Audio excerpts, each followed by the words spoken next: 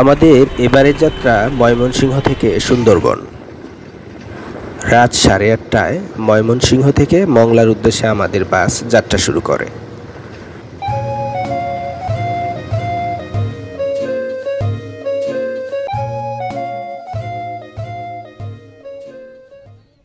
সকাল সকাল মংলা ঘাটে নেমে আমরা নাস্তা করে নেই। এবার যাত্রা ট্রলারে করে সুন্দরবনের গহীনে। পশুর নদী সুন্দরবনের এক অতি বৃহৎ নদী। প্রকৃতপক্ষে রূপসা নদীরই বর্ধিত রূপ। খুলনার দক্ষিণে ভৈরব বা রূপসা নদী, আরও দক্ষিণে মংলা বন্দরের কাছে পশুর নামে প্রবাহিত হয়েছে ত্রিকুণা ও দুবলার দ্বীপে, দুটির ডান দিক দিয়ে বঙ্গোপসাগরে পতিত হয়েছে। মংলার দক্ষিণে পশুর সুন্দরবনের মধ্য দিয়ে প্রবাহিত হচ্ছে। গড়াই নদীর অধিকাংশ পানি নবগঙ্গার মাধ্যমে এই নদী দিয়ে প্রবাহিত হয়। বদ্বীপ অঞ্চলে আকারের দিক দিয়ে মেঘনার পর পশুরের স্থান।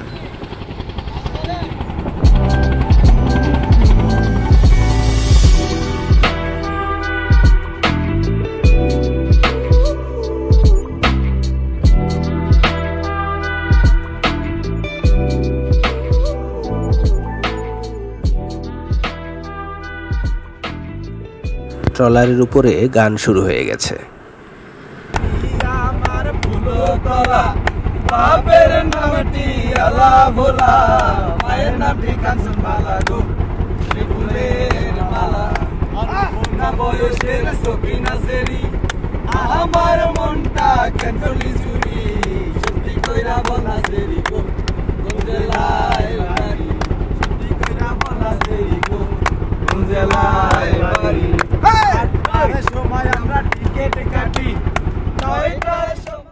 পেয়ালি রিসোর্টে চলে আসছি, চলুন আমরা ভিতরে যাই। এবার সামনেই পেয়ালি রিসোর্ট।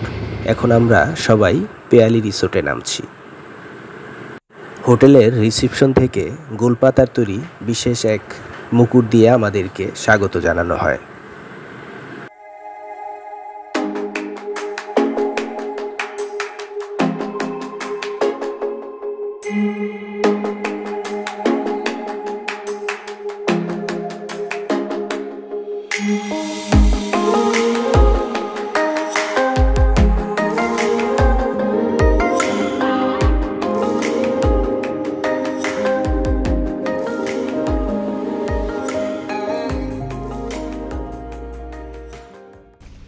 প্রবেশের সাথে সাথেই সবাইকে দেওয়া হলো ওয়েলকাম ড্রিঙ্কস। সুন্দরবন হলো বঙ্গোপসাগর উপকূলবর্তী অঞ্চলে অবস্থিত একটি প্রশস্ত বনভূমি, যা বিশ্বের প্রাকৃতিক বিস্ময়াবলীর অন্যতম। পদ্মা, মেঘনা ও ব্রহ্মপুত্র নদীত্রয়ের অববাহিকায় অবস্থিত বদ্বীপ এলাকায় সুন্দরবনের অবস্থান।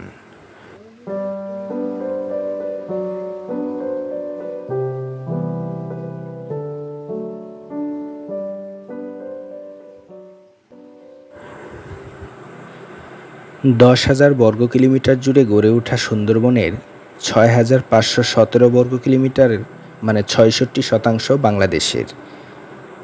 এর বাকি অংশ অর্থাৎ 34% রয়েছে ভারতের মধ্যে। সুন্দরবন 6 ডিসেম্বর 1997 খ্রিস্টাব্দে ইউনেস্কো বিশ্ব ঐতিহ্যবাহী স্থান হিসেবে স্বীকৃতি লাভ করে। জরিপ মোতাবেক সুন্দরবনের ভেতরে 106টি বাঘ ও 1 লাখ থেকে 1.5 লাখ চিত্রা হরিণ রয়েছে, যা সুন্দরবনের এক অসাধারণ জীববৈচিত্র্যের অংশ।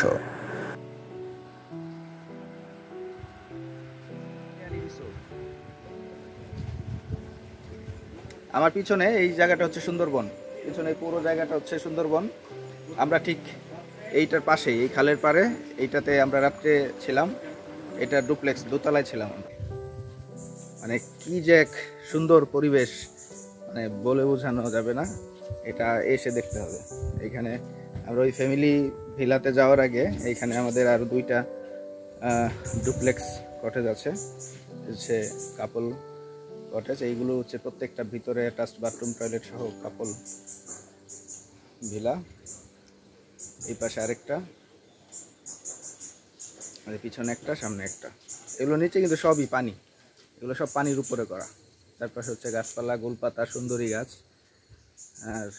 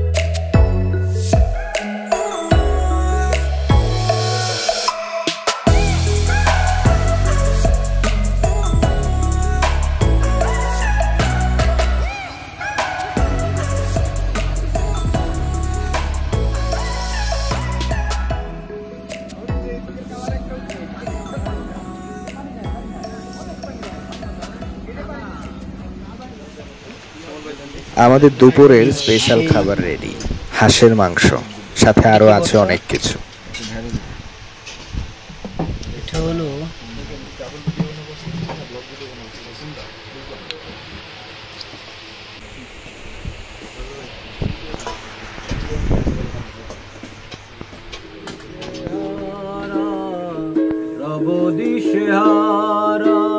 জবাব কিছুই তার দিতে পারি নাই, শুধু পথ খুঁজে কেটে গেল এ জীবন সারা, এ জীবন সারা। আমায় প্রশ্ন করে রব তারা, আর কত কাল আমি রব দিশেহারা, রব দিশেহারা।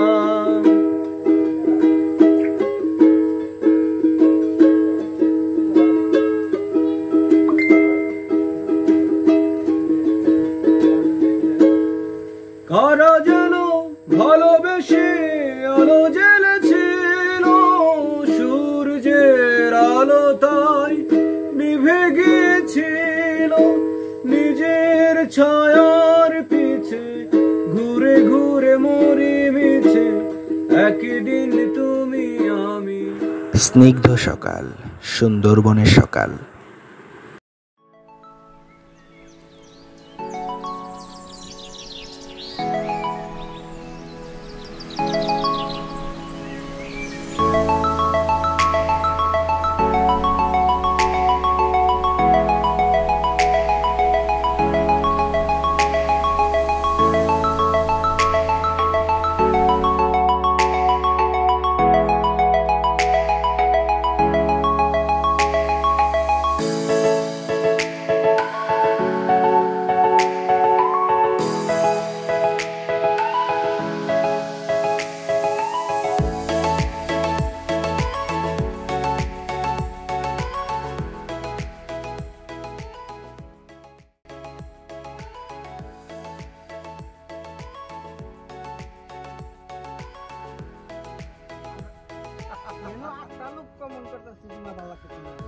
ভাই মোটু বাজার সুন্দর ভাই আমাদের বাঙালি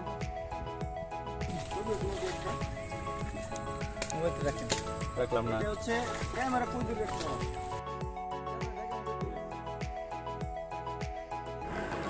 সুন্দরবনের গহীনে গুলফল সংগ্রহ অভিযান।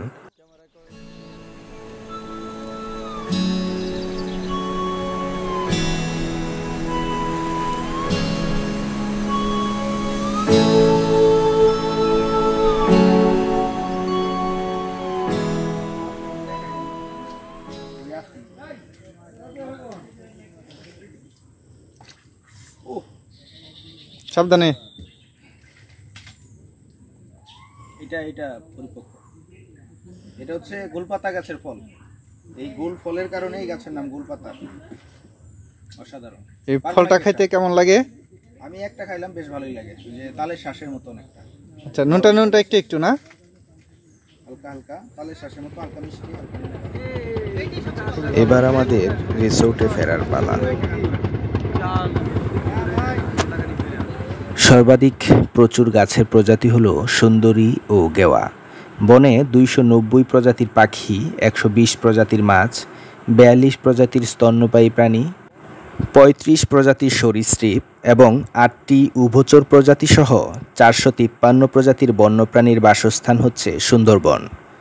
মাছ এবং কিছু অমেরুদণ্ডী প্রাণী ছাড়া অন্য বন্যপ্রাণী হত্যা বা দখলের উপর সম্পূর্ণ নিষেধাজ্ঞা থাকা সত্ত্বেও মনে হচ্ছে বিংশ শতাব্দীতে হ্রাসপ্রাপ্ত জীববৈচিত্র্য বা প্রজাতির ক্ষতির একটি সামঞ্জস্যপূর্ণ প্যাটার্ন রয়েছে এবং বনের পরিবেশগত গুণগত মান হ্রাস পাচ্ছে। পশ্চিমবঙ্গের সুন্দরবন জাতীয় উদ্যানের প্রশাসন ও ব্যবস্থাপনার দায়িত্ব বন অধিদপ্তর। বাংলাদেশে 1993 সালে বন সংরক্ষণের জন্য একটি বন চক্র তৈরি করা হয় এবং এরপর থেকে প্রধান বন সংরক্ষকদের নিযুক্ত করা হয়েছে। রসুন বলে আমাদের এলাকায়। আমার গার্লফ্রেন্ড বেশি না ভাই, 201 ফুল পারবেন কয়টা? মিনিমাম 15 পিস পারেন। ভাই ওই যে বললো না, আস্তে আস্তে ভাই, এই জানি দাদা। আইয়ো বললাম আমি একবার কইছি কিসে কাগজ মোবাইল বাংলা না না ভিসা তো সমস্যা না, মোবাইল ভিসা সমস্যা। সাথী ব্যাপারে তো একটা গান আছে না, এদিকে কি বল একবারে এই ভাই এদিকে কি ফল? রুমের মতো লাগতো না ভাই? না না এটা কি ফল? এটা হচ্ছে আপনার শৈলে খাওয়া যায়? হ্যাঁ খাওয়া যায়। খাওয়াবেন না? আরে সব করে ওই জাম করে ওই ফলটা খাওয়াবেন, ওই যে গোলপাতা সব গোল ফল। হ্যাঁ দাও নিয়েছে তো দাও নেই পাইলে খাও। পিয়ালি রিসোর্টকে বিদায় জানিয়ে আমাদের এবারের গন্তব্য করমজল।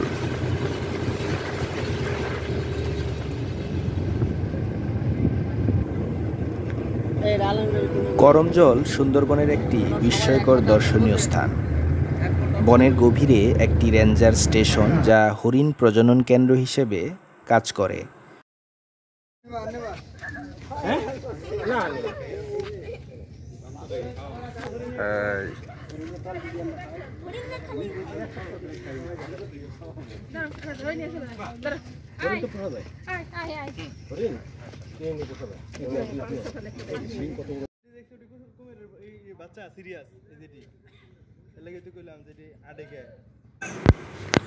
করমজলের ভেতরে যতই প্রবেশ করতে থাকবেন ততই গা ছমছমে এক পরিবেশ। সুন্দরবনের ভেতরটা আসলেই অনেক সুন্দর। ফেসবুক বন্ধুরা, আমরা এই যে সবাই এখন করমজলের ট্রেইল সেতুতে আছি, সুন্দরবনের ভিতরে যাচ্ছি, গহীনে যাচ্ছি। তো সবাই ভালো থাকবেন, সুস্থ থাকবেন, দোয়া চাই। 1 কিলোমিটার উপরে 1256 হয়তো। একটু দ্রুত যাও।